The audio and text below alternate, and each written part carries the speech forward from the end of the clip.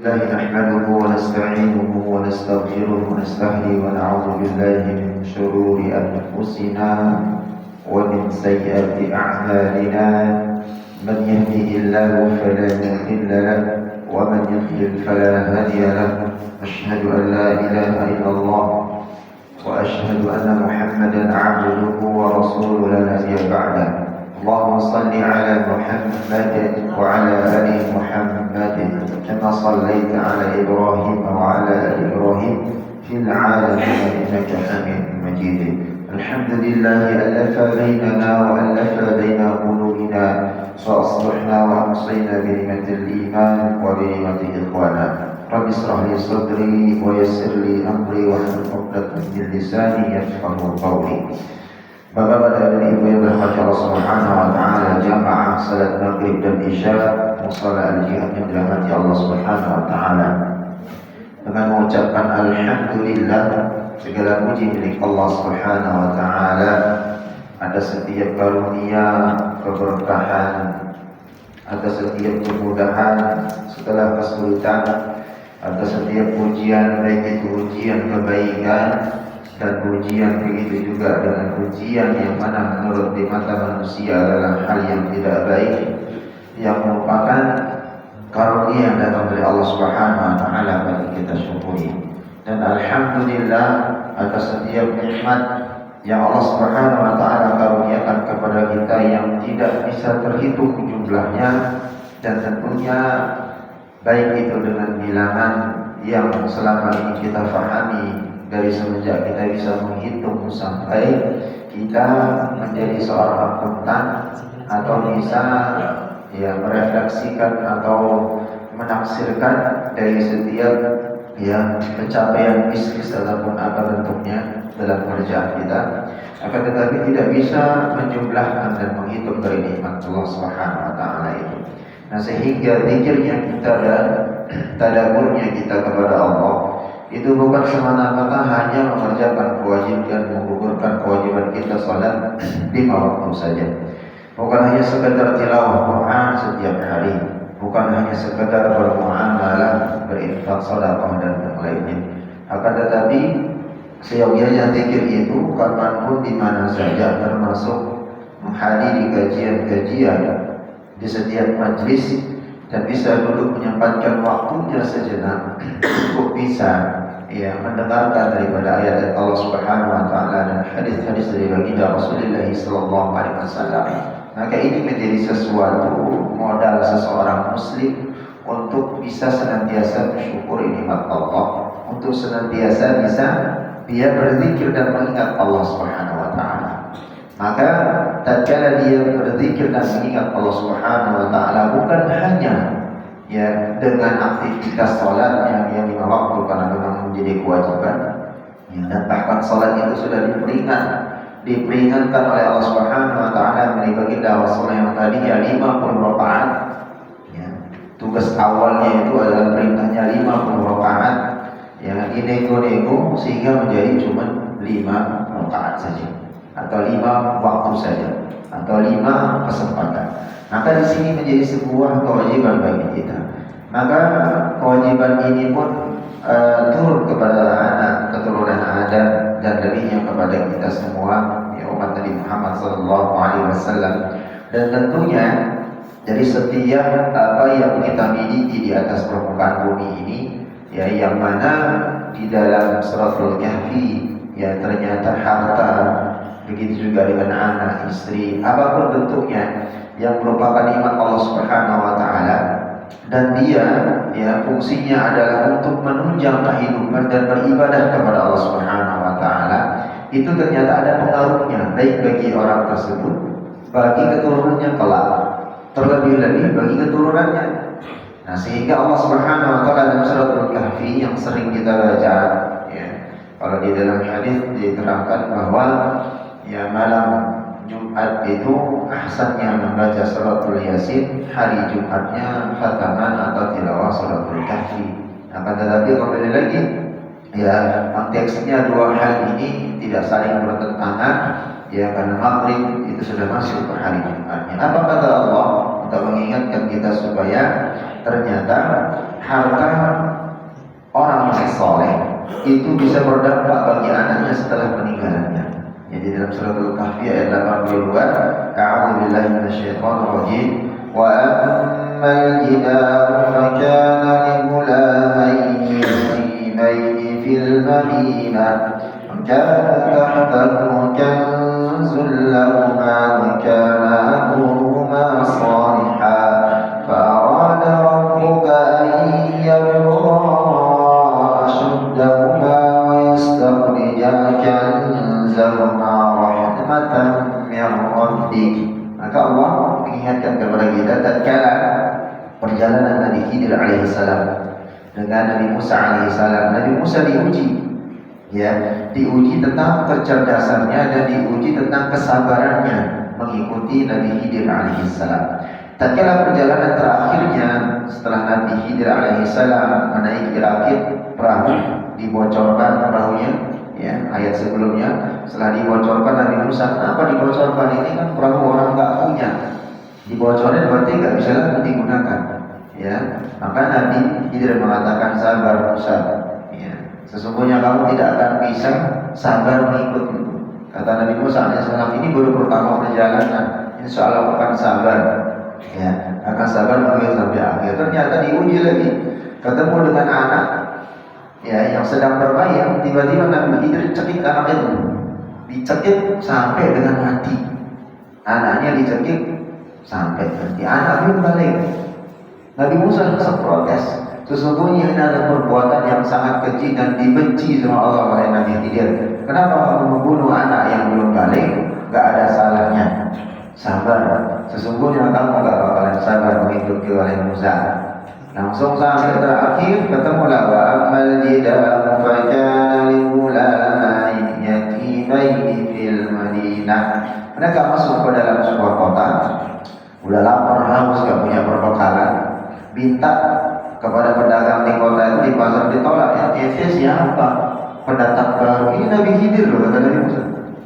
Ya, gak ada istilahnya Nabi Muhammad sama Allah. Kalau mau makan, minum, uang, tukar dengan uang, gak dikasih. Beristirahatlah di satu gubuk yang sudah reot, yang sudah hampir roboh. Ya, di sana ternyata yang mereka beristirahat di sebuah rumah yang kepunyaannya anak yatim atau dua anak yatim, yatimain fil Madinah. Wa kana tahtahu kanzan lahuma wa kana abuhuma salihan. Di bawah reruntuhan yang reot itu, nyata Allah Subhanahu wa taala sengaja, ya, rumah itu direotnya runtuhin supaya memang orang enggak curiga, ya. Jadi dua orangnya sudah meninggal, orang tuanya meninggal, dan dua anak ini ya hidup, ya, dengan tanpa orang tua. Nah, ternyata di bawah itu Allah Subhanahu wa taala menyembunyikan harta bagi anak yatim ini, dua orang anak yatim ini, yang mana Allah menunggu sampai dia nanti balik untuk bisa memberikan kembali hartanya. Maka di sana Musa kegirangan, wahai Khidir, ya, kesempatan kita nih, untuk memperbaiki bangunan yang lewat ini. Nanti setelah bagus kita laporin sama yang punya rumah, minta upah supaya kita bisa makan dan minum, beli makanan. Ternyata Nabi Khidir langsung memperbaiki tanpa mengambil upah. Di sanalah mulai Musa tidak sabar, ya, marah-marah, atau konteksnya dia tidak sabar mengikuti daripada apa yang diperbuat Nabi Khidir, ya, dari membunuh, dari ini dan seterusnya, sampai dengan menggolongi kapal yang ditumpangi, sampai terakhir yang seharusnya ada kesempatan untuk mendapatkan uang membeli makanan dan ini dengan upah untuk memperbaiki rumah, enggak diambil sebenarnya. Ternyata ada harta anak yatim di bawahnya. Kenapa Allah Subhanahu wa taala menjaga harta itu?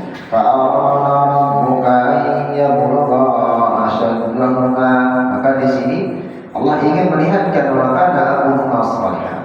Allah menjaga harta anak yatim itu, ya, atau dua anak yatim itu, karena semasa hidupnya dulu sebelum meninggal, kedua orang itu orang yang soleh, yang taat kepada Allah, ya, yang soleh taat kepada Allah Subhanahu wa taala, sehingga Allah Subhanahu wa taala menghendaki supaya mereka sampai kepada kedewasaan dan mengeluarkan simpanan itu atau harta yang disembunyikan Allah Subhanahu wa taala tadi, dan dibagikan kepada mereka. Kalau sudah balik mengerti tentang harta. Kalau masih kecil belum balik, belum tentu nggak tahu mana uang, mana harta, mana dan segala macam. Takutnya nanti ya disalahgunakan oleh orang atau disalahgunakan oleh anak tersebut.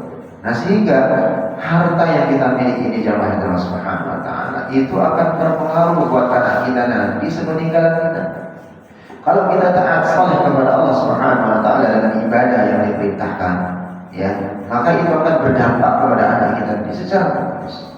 Maka inilah kenapa Allah Subhanahu wa taala di dalam surat Al-Kahfi juga ayat sebelumnya yang tadi 82-46 Allah mengatakan al-malu wal-banuna zinatul hayatid dunya wal baqiyatus salihatu khairun 'inda rabbika thawaban wa khairun 'amala. Al-mal, harta, wal-banun, anak keturunan, istri, suami, yaitu zinatul hayat, hanya sekedar hiasan kehidupan saja, kehidupan perhiasan dunia saja. Apa yang kita bawa? Ya, maka yang kita bawa itu adalah wal baqiyatus shalihah khairun inda rabbik. Amalan soleh ya daripada yang kita kerjakan, baik itu perintah salat dan seterusnya, dan begitu juga dengan amalan-amalan yang merupakan kewajiban bagi kita, dan begitu juga dengan apa yang dicontohkan dari baginda Rasulullah SAW, dan itu adalah bekal yang paling baik di sisi Allah Subhanahu wa taala.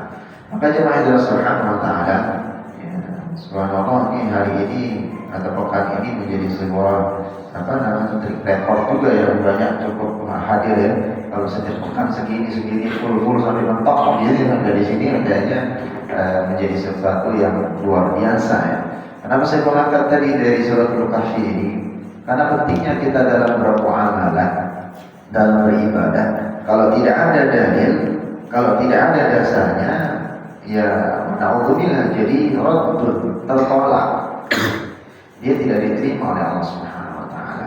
Nah, salah satu yang kita bahas dari pekan sebelumnya tentang menjamak dan mengqashar salat. Ini babnya masih panjang, belum selesai.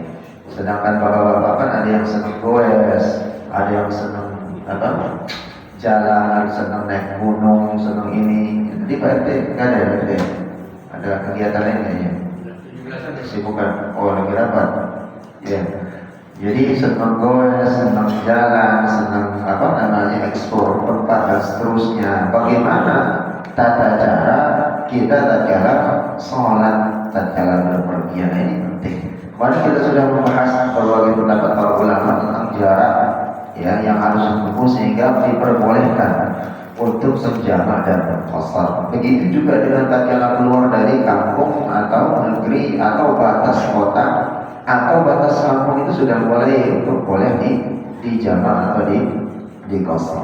Nah, tetapi di sini di tempat manakah kita boleh menjamak dan mengqashar? Kalau secara umum kan dulu kita di kampung, kalau orang yang mungkin itu dia diem, niatnya untuk dia karena dia musafir, bapak pulang ke kampung, KTP-nya sudah di Bekasi, perjalanan ke kampung, niat musafir, tinggal ingin sebulan di sana. Apakah boleh dia tetap menjamak salatnya dan mengqashar atau mengqasharnya dikurangin yang 4 rakaat jadi 2 atau salat sampai 2 bulan, sebulan, setahun misalnya? Ya, kalau dia tinggal niatnya musafir dari sini, dia safar, ya perjalanan, tinggal di satu kampung, niatnya safar, mungkin di sana, ya, tapi dia akan tujuannya pasti akan balik lagi ke tempat asalnya atau tempat KTP asalnya selama setahun. Ya, misalnya bapak Cipung dapat tugas, ya, sampai misalnya untuk pendidikan ke luar negeri, musafir, ternyata misalnya ke Amerika pendidikan. Naik untuk pendidikan selama setahun. Nah, dari sini Pak Jero berniat musafir untuk menuntut ilmu selama setahun sampai di Amerika. Pertanyaannya, ya dia musafir kan? Musafir. Boleh berpuasa? Boleh. Nah, tatkala sampai di Amerika dia mungkin selama setahun. Apakah boleh dia mengqashar salatnya selama setahun atau hanya batasannya seminggu, 4 hari saja di sana untuk mengqasharnya? Ayo, boleh nggak? Nggak boleh. Boleh. 3 hari. Pemahaman kita kan sampai sana doang 3 hari dari dulu. Sedangkan kita menisik lagi mana dalilnya Rasulullah SAW dan para sahabat. Boleh. Setahun, 2 tahun, 3 tahun, selama dia ada niat untuk balik lagi ke kampung halaman yang asli, punya KTP-nya, boleh dia mempuasa sunatnya. Kecuali dia akan niat untuk pindah KTP, akan mungkin untuk selamanya atau pindah tempat tinggal, maka itu tidak boleh. Gitu ya. Dari mana dalilnya? Nah, di sinilah perlu kita ngaji. Gitu ya. Nah, pertanyaan berikutnya, ada misalnya hujan lebat. Misalnya Pak Bun atau Pak Habib, paling dekat sini saya berapa Pak? Pak Habib ya, atau Pak Makal gitu ya. Hujan boleh sampai banjir. Ternyata datang waktu maghrib, sampai menjelang datang maghrib nggak selesai hujannya. Ya, nggak selesai hujan sampai nggak berani kita turun dari rumah karena saking derasnya, takut nanti kepleset, takut nanti jatuh, takut nanti hanyut misalnya, atau takut tatkala kita akan pergi ke masjid itu melewati kebun ada binatang buas. Nah ternyata diputusin di rumah sholatnya, dia jamak sholatnya antara maghrib dengan isya, boleh kan? Sedangkan dia tahu di sana ada masjid, kira-kira boleh nggak ngejamak sholat gara-gara hujan? Nah, kalau gara-gara hujan nggak sholat ke masjid berjamaah, ada dalilnya boleh. Ini dijamak nih, gabungin antara maghrib dengan isya, jadi satu. Lalu berikutnya, apakah tatkala ada dalil mengatakan boleh, apakah dia harus takdim atau ditakhirkan? Takdim berarti isya dimajukan di maghrib, kalau takhir maghrib dikerjakan di isya. Nah, Ustaz, gimana? Jam mater, Ustaz. Hah? Jam mater. Jamaul matar. Jamaul matar gimana saja ya? Ada jamaul matar. Ya. Boleh enggak ini? Boleh. Nah, sampai seperti itu Islam memberikan kemudahan. Nah, ini yang kita bahas. Makanya kenapa? Sementara kalau bahagia saya, senang saya kalau melihat ada Bapak cuma setengah jam duduk sini cuma sampai isya. Ya, supaya kita gimana? Nanti mohon maaf, jangan tatkala kita beribadah ini cuma ikut-ikutan. Oh ini dalilnya pernah ngaji nih, dengerin. Oh baca lagi, oh ternyata iya. Ikut kajian Ustaz ini lagi, di mana saja. Selama Al-Quran dan hadis yang disampaikan, ambil baiknya. Tapi kalau menurut Bapak, saya nggak sependapat nih. Kayaknya orang ini nih, di kampung saya kayaknya banyak hal-hal yang nggak sepaham dengan Ustaz ini, atau banyak takutnya nanti digeruduk atau digebukin atau digabung. Sudah jangan ambil dulu, ambil pertengahannya. Selama dia bukannya ibadah, selama dia bukan tentang membahas tentang tauhidah. Kalau selama furu'iyah yang cabang, yang artinya misalnya kayak kunut tentang ini dan segala macam, itu. Nah sedangkan ilmu ini ada contohnya dari Rasulullah dan para sahabat dan pendapat para ulama, jumhur ulama dan mazhab yang empat. Otomatis berarti dia itu pasti, nggak bisa kita kadang-kadang. Ini. Nah ini jamaah Allah Subhanahu Wa Taala. Maka tepat diperbolehkannya mengqashar salat, mengqashar, ya, mengurangi jumlahnya sebagaimana kemarin kita sudah bahas secara istilah lughawi, ya. Maka secara istilah dan secara bahasa, qashar itu artinya yang tadinya secara syar'i yang tadinya nilainya 4 rakaat, ya, itu dikurangi atau diperpendek atau di-shortkan, ya, menjadi 2 rakaat. Dan ini sering dilakukan oleh baginda Rasulullah SAW. Maka di sini mengqashar salat dapat dimulai setelah meninggalkan kota Marid, kita sudah kota, batas kota dan seterusnya. Ini sudah selesai dalam hadis Anas radhiyallahu anhu mengatakan, aku mengerjakan salat zuhur bersama Rasulullah SAW. Ini hadis sahihnya. Di Madinah itu 4 rakaat. 4 rakaat. Tapi tatkala di Hulaifah beliau qasarnya menjadi 2 rakaat. Nah, sama dengan tatkala Umar bapak yang sudah haji, ya, tatkala mengadakan perjalanan dari mana? Dari mana tatkala wukuf? Berangkatnya wukuf dari mana? Ya, wukuf berangkat dari mana? Hah? Dari mana wukuf kita? Dari Mekah atau Madinah? Ke Arafah. Dari Arafah ke mana? Ke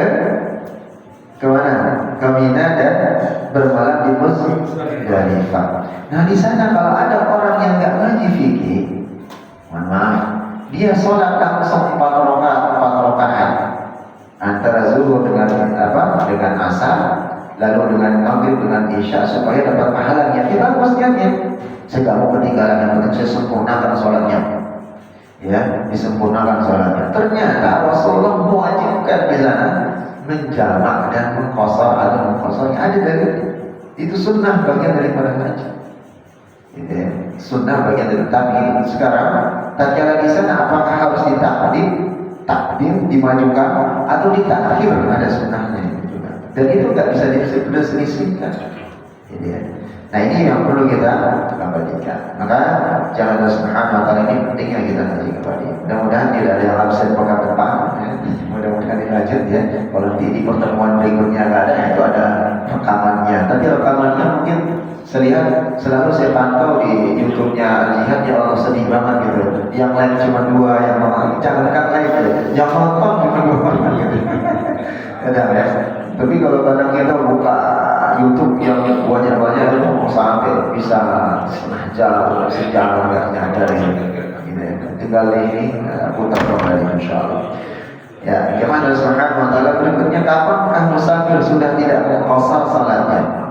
Kapan seorang musafir sudah tidak mengqashar salat atau boleh dia tidak mengqashar salatnya? Ya, maka di sini musafir itu boleh terus mengqashar salat ini dari yang kita sampaikan.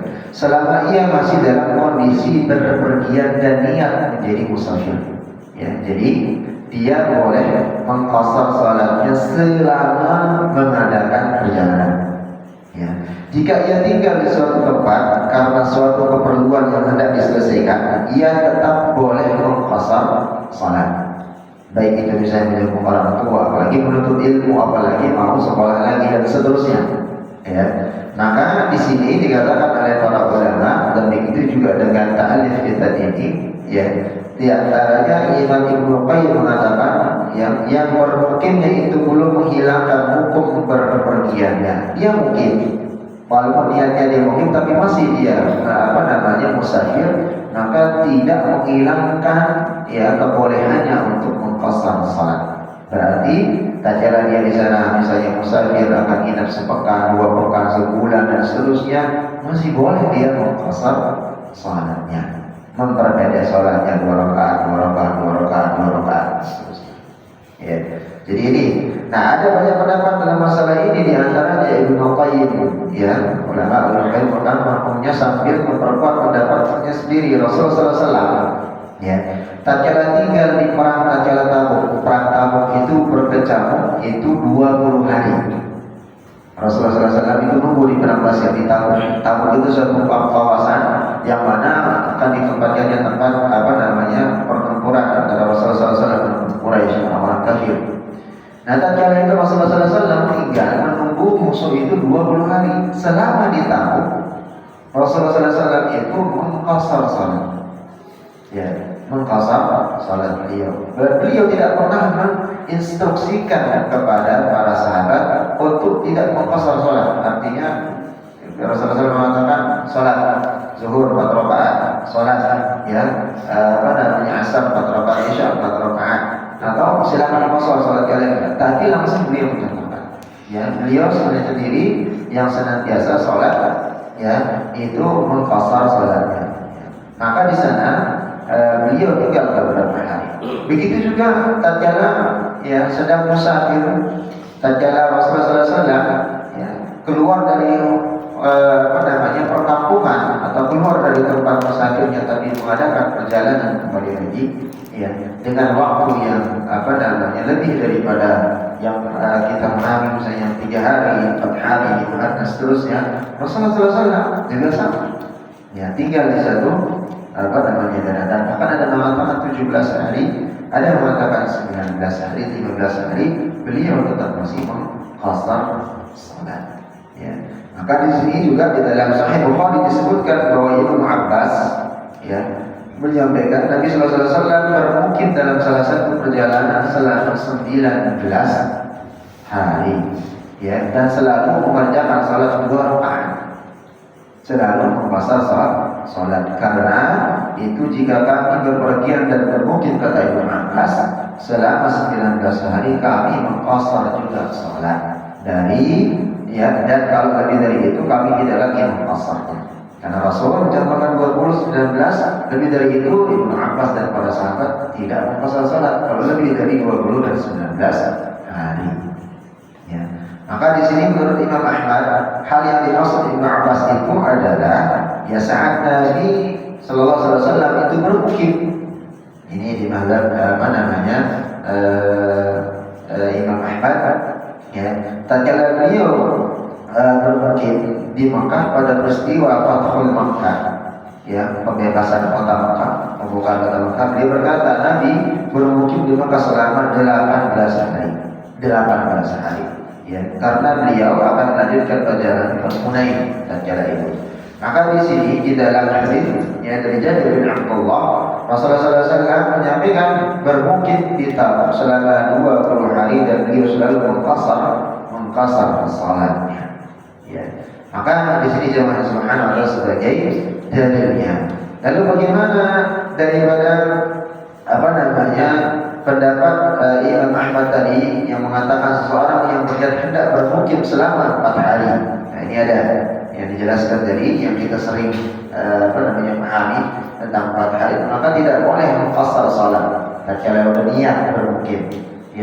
Maka dalil-dalil itu pun sudah jelas di mana hal ini sesuai dengan apa yang dicontohkan oleh baginda Rasulullah SAW. Tapi di zaman Rasulullah para sahabat itu senantiasa Rasulullah SAW tatkala perjalanan 20 hari, 19 hari, 17 hari beliau senantiasa mengqasar salat menjadi dua rakaat. Maka di sini pendapat daripada para ulama begitu juga dengan daripada para sahabat yang melakukan hal ini. Maka pendapat Imam Asy-Syafi'i jika berniat akan mukim.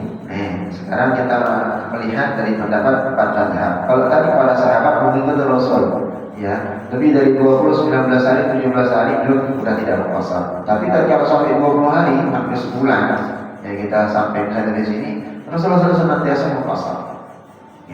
Nah di sini ada yang mengatakan itu kan di zamannya Rasulullah SAW perang, itu sebabnya perang. Tapi dari pendapat yang lain para sahabat, satu ketika Rasulullah SAW bukan dalam kondisi perang, hanya perjalanan biasa, beliau juga melakukan hal yang serupa, mengqasar salat.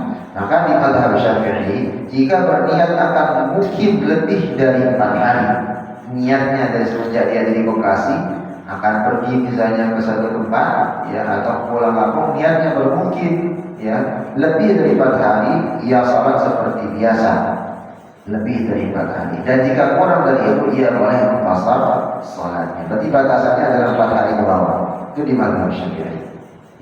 Lalu berikutnya Abu Hanifah mazhab Hanafiyah mengatakan jika berniat dia akan memukim selama 15 hari niat di mazhab Hanafi.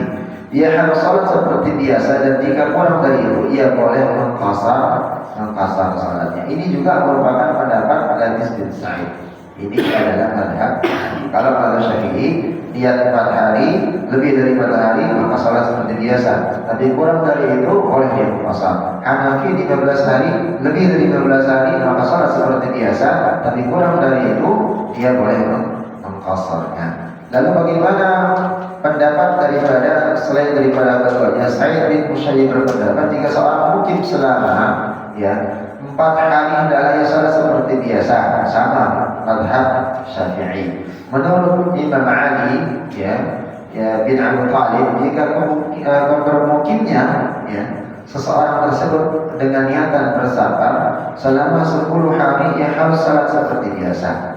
Apabila 10 hari kata Imam Ali, maka itu apabila dia kurang dari itu maka dia boleh mengqasarnya sebagaimana pendapat Ibnu Abbas. Maka di sini jemaah Allah Subhanahu wa taala tentang bagaimana pendapat 4 mazhab yang mengenai tentang mengqasar salat ini. Tentunya seorang yang bermukim karena ada sesuatu keperluan yang harus diselesaikan dan selama menunggu itu, ini tatkala diambil kesimpulan oleh para ulama itu menjadikan bahwa selama dia akan menyelesaikan masalah atau urusannya, ya baik itu beberapa hari, 4 hari, 10 hari, 14 hari, 15 hari, ternyata belum selesai ya keperluannya itu, maka di sini ya pendapat daripada 4 mazhab ini dia selama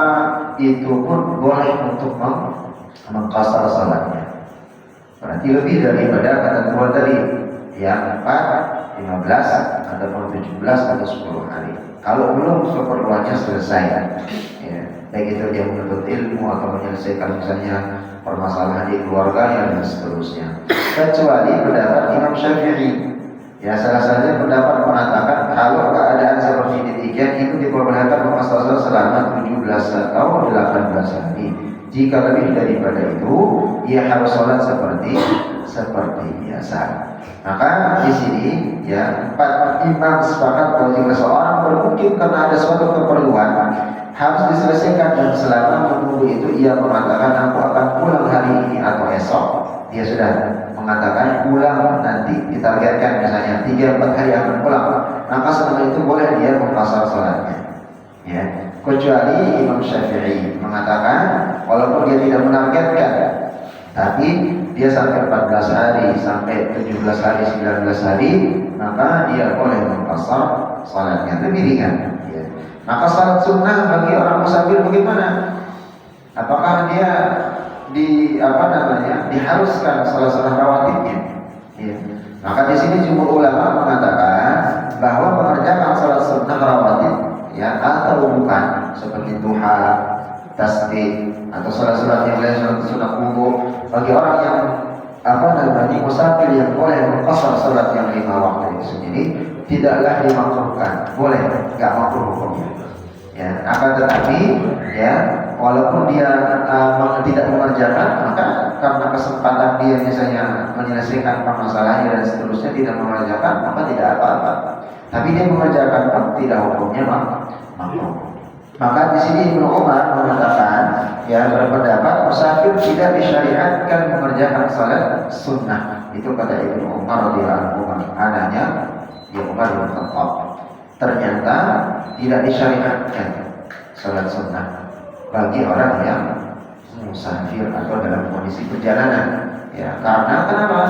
Yang wajib saja itu di stop atau dipendekkan, ya bisa dijamak karena musafirnya dia, maka salat sunnah itu bisa dikondisikan dia untuk tidak mengerjakannya. Maka melakukan safar atau berpergian di hari Jumat bagaimana? Ya, bagaimana hukumnya orang melakukan perjalanan di hari Jumat?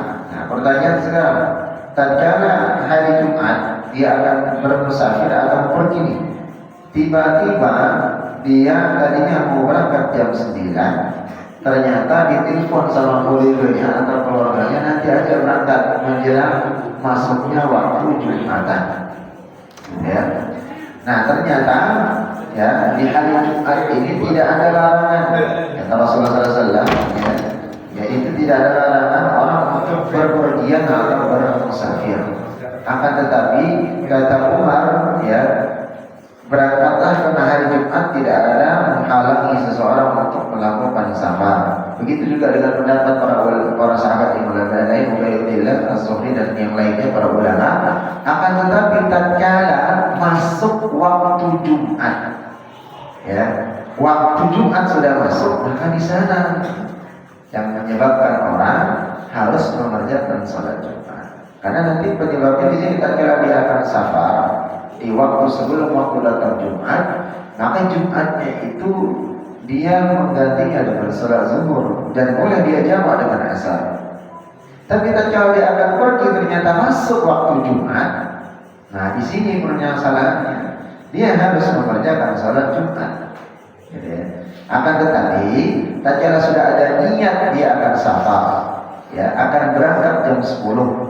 Tapi hari Jumat dia nggak mesti harus menunggu datangnya waktu Jumat dan ikut Jumatan baru berangkat di selesai Jumatnya. Bisa kira-kira dipahami? Ya, nggak mesti atau nggak harus dia nunggu Jumatan dulu. Tapi kalau kondisinya dia berangkat ternyata waktu Jumat dia berangkat sudah masuk waktu Jumat, maka di sini para ulama mengatakan tidak diperbolehkan. Maka hukum wajib Jumat itu harus dia tunaikan. Beda halnya kalau kita misalnya jalan di sini juga, jalan jam 7 terus sampai ketemu misalnya Jumat lagi Cirebon, anak unik, kita mau jalan jepret langsung tebus langsung sampai Jawa Tengah ketemu asar. Maka tadi dijamak ya Jumat itu ya kewajiban zuhur itu tidak gugur, tetap salat zuhur. Jumat itu tidak diikut Jumatan di masjid, tapi salat zuhur dengan asar yang itu ditakhirkan. Ya gitu. Tapi kalau dia berangkat dari di sini di hotel tadi masuk waktu Jumat, ya misalnya waktu Jumat itu kan itu sudah masuknya tatkala pengumuman petugas hotel masuk naik mengumumkan tentang saldo, mengumumkan tentang kegiatan itu sudah masuk waktu Jumat itu, ya sudah mulai masuk waktu Jumat, ya maka dia harus sholat Jumat dulu menyelesaikan kewajiban atau mengumpulkan daripada kewajibannya tentang berjumat. Maka di sini tentang mengqasar mengurangi daripada rakaat, dan begitu juga dengan bagaimana dengan orang yang menjamak. Jadi qasar dengan jamak ini berbeda, ya pada jamaah Allah Subhanahu wa taala. Jadi jangan disamakan. Tidak semua orang yang menjamak itu boleh mengqasar, dan orang yang mengqasar itu boleh menjamak, atau dia menjamak dengan semaunya. Ya, saya takhirkan saja nanti, saya takdimkan saja nanti, dan seterusnya jamaknya. Itu tidak dengan kesemauan kita, karena ada dalil dan ada tuntunannya. Maka menjamak atau menggabungkan dua salat ini, ya seseorang itu diperbolehkan yang menjamak salat zuhur dengan salat asar baik dengan cara takdim ataupun ditakhir, ya dimajukan ya waktu asar dikerjakan di zuhur atau ditakhir waktu zuhur dikerjakan di asar itu begitu juga dengan maghrib dengan isya, ya, hanya subuh saja yang tidak bisa dijamak, ya, jangan sekali-kali menjamak salat subuh karena bingung temannya di mana, nggak ada temannya subuh, ya karena sendirian, ya. Dan kalau di qasar habisnya di berapa? Kalau salat subuh di qasar berapa? Jadi 0 ya. Cuma takbiratul Allahu Akbar, nggak ada rukuk, nggak ada sujudnya ya. Ya, jadi hanya 4 salat itu, ya zuhur, asar, ya isya dengan maghrib atau maghrib dengan isya. Maka di sini ada ketentuan yang tadi kita sampaikan. Kalau orang yang haji, ya menjamak salat di antara Arafah dengan Muzdalifah tatkala perjalanan, para ulama berpendapat disunahkan menjamak, ya takdim, tapi jamaknya bukan takhir. Salat zuhur dengan asar di Arafah. Jadi dia tatkala berjalan ke Arafah di jamak takdim itu. Asarnya dikerjakan dulu di zuhur supaya tidak mengganggu nanti waktu dia wukuf di Arafah. Lalu berikutnya tatkala dia mentakhir salat maghrib dan isya. Maghrib lolos 14 dikerjakan di waktu isya. Tatkala nanti dia nginap di Muzdalifah, nyampainya di Muzdalifah. Gitu ya. Jadi ini ketentuan dua. Maka tatkala dia akan ke Arafah, dia takdim zuhur dengan asar. Ya, asar dikerjakan di zuhur. Tatkala dia akan di Muzdalifah, dia takhir maghrib 14 kerjain ibadahnya dulu, ya, baru nanti mengerjakan salat maghribnya di Muzdalifah takhirkan. Itulah berdasar praktik yang dilakukan oleh baginda Rasulullah SAW. Lalu menjamak salat ketika safar itu bagaimana? Jamaah Allah Subhanahu wa taala. Kebanyakan jumhur ulama ya berpendapat itu sebagian besar musafir itu boleh menjamak salatnya baik saat berhenti maupun dalam perjalanan. Baik ia singgah sejenak ataupun dalam kondisi jalan, pesawat, mobil, kereta api, mobil pribadi dan seterusnya. Ya, mau dia singgah boleh, mau dalam kondisi jalan pun boleh, nggak mesti harus singgah. Ya. Maka di sini diantaranya para sahabat Mu'adz bin Jabal meriwayatkan pada saat baginda Rasulullah SAW berada dalam perang Tabuk, kembali dalilnya di perang Tabuk ini. Jika matahari bergeser, nah ini dalilnya. Jika matahari itu bergeser ke arah barat, ya dari posisi atas, jadi di atas waktu zuhur bergeser ke arah barat, berarti akan menuju asar, ya. Sebelum beliau berangkat, ya maka beliau menjamak salat zuhur dengan asar di waktu zuhur. Berarti ditaktimkan oleh Rasulullah SAW. Ya, jadi tatkala dia tergelincir matahari tengah-tengah waktu zuhur, sebelum beliau berangkat ternyata akan beliau bergeser menjelang ke asar. Rasulullah SAW langsung menjamak salat asar dikerjakan di waktu zuhur. Jika keberangkatannya sebelum matahari bergeser, ya, maka salat zuhur dan asar dijamak pada waktu asar, ditakhir.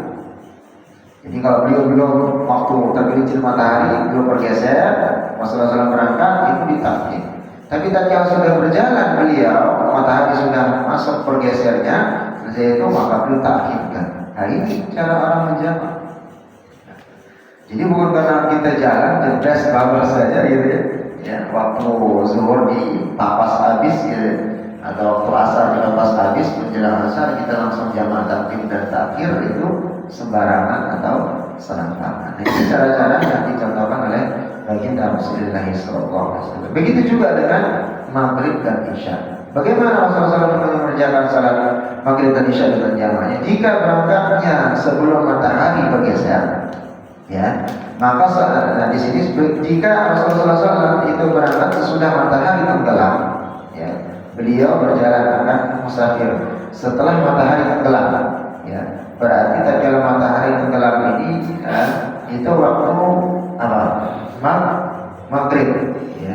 Jadi berangkat sesudah matahari tenggelam. Beliau menjamak salat maghrib dengan salat isya di waktu maghrib karena sudah masuk. Ya, dia menjamak salat isya dan maghrib itu di waktu maghrib. Berarti ditakdim, ya, isyanya dikerjakan di maghrib. Ya. Lalu bagaimana? Akan tetapi kalau keberangkatannya sebelum matahari tenggelam, ya, kalau tadi sudah tenggelam, ini Rasulullah SAW sebelum matahari tenggelam, ya, beliau ya menjamak, ya, daripada salat itu, yakni memundurkan maghrib itu sampai waktu isya dan dijamak di salat isya atau ditakhirkan salat maghrib dikerjakan di isya. Dan ini kebiasaan dan contoh yang disampaikan oleh baginda Rasulullah SAW dan dilakukan oleh para sahabat. Ya, jadi kalau kita perjalanan dari Bekasi contohnya, ya, berjalan misalnya nanti supaya nggak terlalu macet, saya berangkatnya malam aja dah, ya, berangkatnya malam saja atau menjelang maghrib.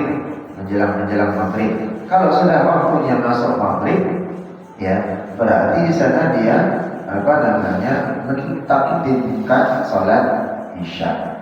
Ya, waktu maghrib sudah masuk sampai ke wisata, masuk ke kilometer berapa di sana? Kita keluar masuk mau ke Cikarang. Nah, sudah di sana langsung ditakdim salat isya dikerjakan di maghrib.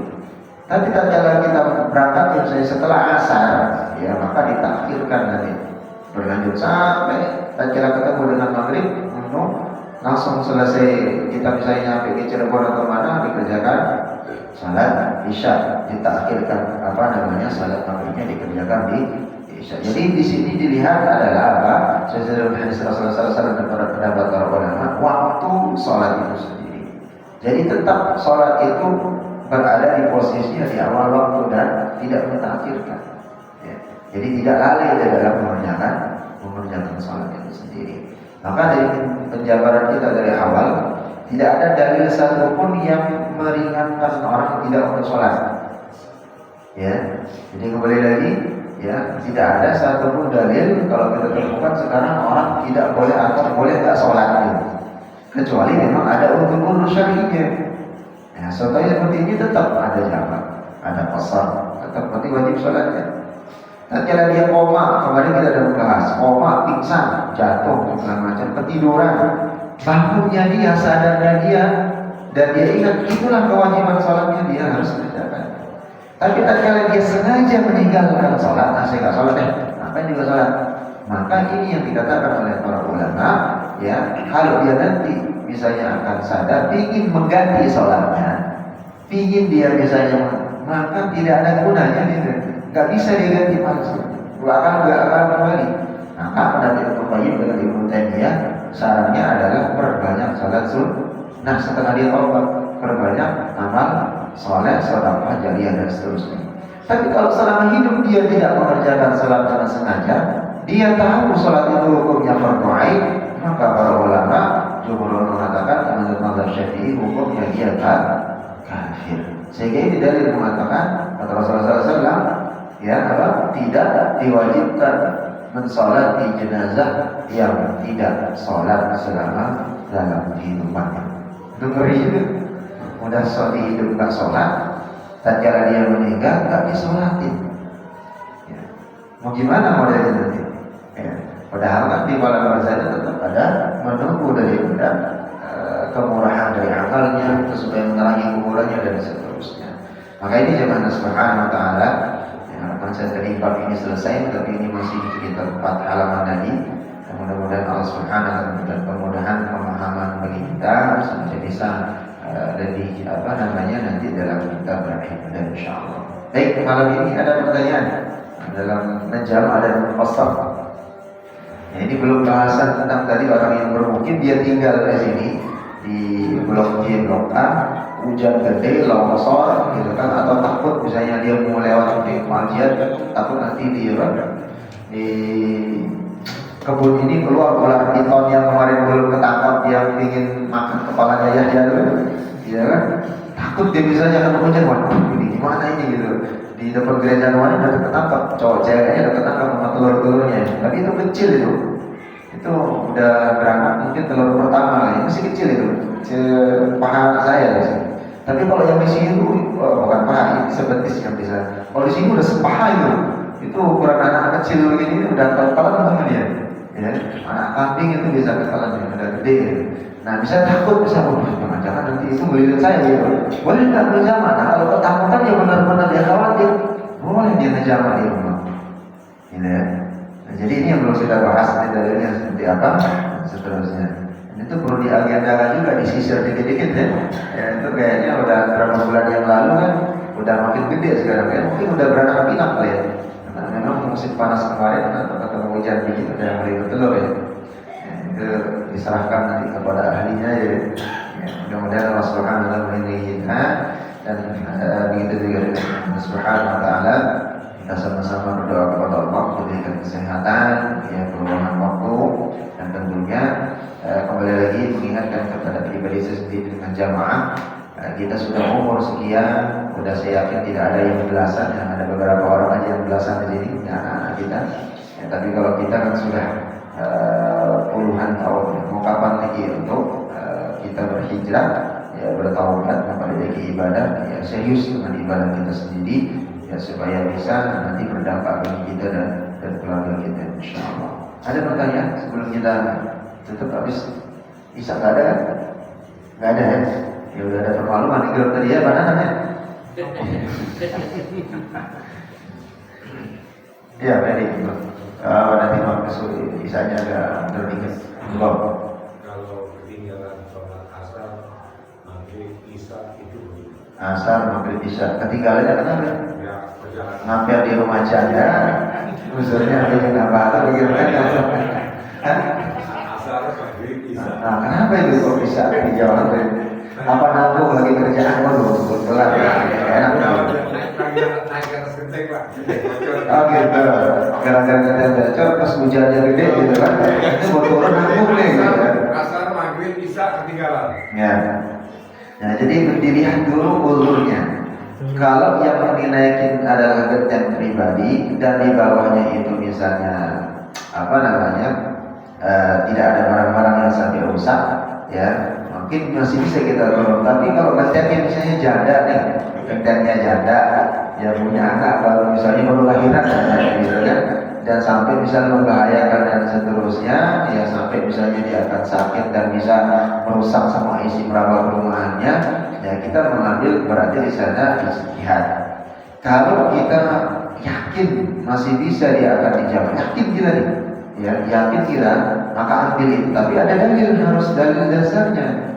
Nah ini masalahnya kan tadi asar, maghrib, isya. Ya, asar, maghrib, isya. Ini asar, maghrib ini nggak bisa ini ditolerir gitu kan? Nggak bisa digabung. Nggak bisa digabung dengan maghrib. Itu sudah lalai. Mau tidak mau harus turun lah. ya izin sama janda, gitu kan, mohon maaf ada nggak ke sini, dikondisikan supaya bisa ini. Nah, kalau maghrib dan isya ini kalau sampai misalnya kalau ditinggalin nanti ini rumahnya kan banjir, kan hancur ini semua, supapon segala macam ada dalilnya. Kalau sampai akan merusak misalnya tempat kerjaan kita atau kerjaan kita misalnya terbengkalai dan seterusnya, akan misalnya akan dipecat gara-gara itu. Ada dalilnya dari para ulama. Boleh nggak kita menjalankan? Boleh. Ya, nanti insya Allah ke depan mau kita bahas dari mana dalil-dalil. Nah, termasuk tadi memperbaiki kriteria janda tadi. Tapi kalau misalnya ini mohon maaf ini apa? Contohnya ya, supaya lebih paham biar melek gitu ya. Jadi kalau isya dengan maghrib aman. Tapi kalau dengan asar ini yang nggak aman, mau tidak mau harus turun gitu ya, harus izin, harus segera mengerjakan salat asar itu sendiri. Gitu ya. Itu tadi ya. Jadi kalau maghrib isya Asar itu nggak bisa digodok sendiri. tidak bisa. Karena Anda dalilnya mengqadanya bukan karena tidur bukan karena koma, bukan karena terlupa sengaja, kecuali Pak Jadi ngajak wah lupa dah gitu ya. Kalau tidur di atas getian jalan kan sengaja tidur gitu. Bangun maghrib. Nah, lalu selama itu baru dia sholat. Tapi kalau Anda masih sadar dengerin adzan ya gitu ya. Mau tidak mau harus turun lagi ya. Ya, bela-belain harus turun. Walau baik, ada. Pak, kalau kayak macamnya makan itu boleh dikurangi nggak sholatnya, Pak? Nah, orang jauh, dia orang jauh, betul jauh. Ya. Kalau tadi di mazhab Imam Hambali belum kita bahas, ya, di bab berikutnya nanti. Di mazhab Imam Hambali itu sangat ringan, ya sangat luas, dan itu mendapat para ulama yang sangat ringan Islam itu. Selama dia menuntut ilmu 5 tahun, 3 tahun, selama 3 tahun, 5 tahun, dia boleh mengqasar. Boleh dia mengqasar salat. Waktu dikit-dikit aja sholatnya. Tapi tatkala melihat dari pengambilan istinbat hukum ini, ya pertanyaan kembali, ada keringanan, ya, ada rukhsah keringanan, tidak mesti harus diambil, gitu ya. Ada rukhsah keringanan, tidak mesti harus diambil. Karena kenapa? Ada dalil yang lebih kuat. Salat berjamaah itu lebih utama ya daripada salat sendiri, dan begitu juga takbiratul ihram bersama imam. Tatkala dia mengqasar otomatis dia kan harus apa? Dia keluar dari jamaah. Salat sendiri kan? Enggak mungkin dia akan bangun. Orang salat 4 rakaat tiba-tiba dia salam 3 rakaat, kan enggak lucu. Ya, otomatis dia meninggalkan jamaah, enggak bersama takbir dengan imam. Sedangkan orang yang takbir bersama imam, salam sampai dengan akhir, itu pahalanya yang luar biasa. Belum lagi keutamaan yang lain dan seterusnya. Yang kita bahas kemarin, tatkala dia rukuk, tatkala dia tidak, tatkala dia sujud, dan yang lain seterusnya ada keutamaan. Maka tidak diambil, maka lebih baik dia berjamaah, salat seperti dia biasa. Seperti itu. Jadi nanti jangan sekonyong-konyong dapat keringanan, wah gue enak nih. Setahun 2 tahun kan mungkin memang niatnya KTP-nya tetap Bekasi, tapi di kampung kata Ustaz kemarin ngaji, oh ini kita setahun 2 tahun kosong sholatnya. Tadi bilang nih orang mazhabnya apa ini alirannya katanya. Dengerin mazhabnya dulu. Makin. Ayo insyaallah setelah ini waktu isya. Insyaallah kita cukupkan. Insyaallah nanti disimpan pertanyaan yang banyak, akan dapat bayar supaya hadir lagi yang banyak. Gak mesti harus ini. Sesekali kayaknya tak undang di rumah saya dari pengajian ini biar datang banyak, tak datang. Tapi undangannya bukan ngaji, makan gitu ya. Ya supaya lebih manis. Baik, insyaallah kita cukupkan dengan sama-sama membaca Alhamdulillahirabbil alamin wa alhamdulillah kesalahan dan kekeliruan. Kita tetap sama-sama berdoa kepada Allah. Allahumma shalli ala sayyidina Muhammad wa ala ali sayyidina Muhammad kama shallaita ala sayyidina Ibrahim wa ala ali sayyidina Ibrahim fil alamin innaka Hamidum Majid. Allahumma ighfir lana dhunubana wa dhunuba walidina warhamhum kama rabbawna shighara. Allahumma taqabbal du'ana. Allahumma taqabbal salatana wa siyamana wa qiyamana wa ruku'ana wa sujudana wa tadarru'ana ya dzal jalali wal ikram. اللهم تقبل من كل حاجاتنا اللهم تقبل من كل أعمالنا من عمل صالح يا حي يا قيوم برحمتك نستغيث اللهم رب الناس أذهب البأس اشفنا وأنت شافي لا شفاء إلا شفاء وشفاء ما يغادر سقما اللهم انصر الإسلام والمسلمين في فلسطين خصوصا في غزة. اللهم انصر الإسلام والمسلمين في كل مكان وفي كل زمان يا ذا الجلال والإكرام. ربنا ظلمنا أنفسنا وإن لم تغفر لنا وترحمنا لنكونن من الخاسرين. اللهم اجعل لنا وأبنانا وأولادنا من أهل القرآن. اللهم اجعل لنا وأولادنا وأولادنا وأهلنا من أهل القرآن يا أرحم الراحمين. ربنا آتنا في الدنيا حسنة وفي الآخرة حسنة وقنا عذاب النار والحمد لله رب العالمين. سبحان الله وبحمدك أشهد أن لا إله إلا أنت أستغفرك وأتوب إليك. السلام عليكم ورحمة الله وبركاته.